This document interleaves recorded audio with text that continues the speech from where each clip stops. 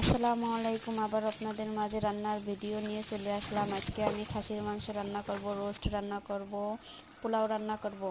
দেখেন আমি কিভাবে রান্নাটা করি। এই যে খাসির মাংসটা ভালো করে লেবুর রস দিয়ে দিচ্ছি, তাহলে অনেক সময় খাসির মাংসে একটা ফ্লেভার আসে, ভালো লাগে না। ওই জন্য লেবুর রসটা দিয়ে দিবেন, অনেক সুন্দর একটা ফ্লেভার আসে, আর মনেই হয় না এটা খাসির মাংস, আর খাইতেও খুবই স্বাদ হয়। এই যে খাসির মাংস রান্না করার জন্য এই যে পেঁয়াজটা বেরেস্তা করে নিচ্ছি, এই যে টক দই, রোস্টের মশলা, এই যে সব ধরনের মশলা দিয়ে দিলাম। শহরে থাকলে কি হয়, মাঝে মাঝে নিজেদেরই মেহমান হতে হয়, কারণ শহরে তো আর বেশি মেহমান আসে না, ওই জন্য নিজেদেরই মেহমান হতে হয়।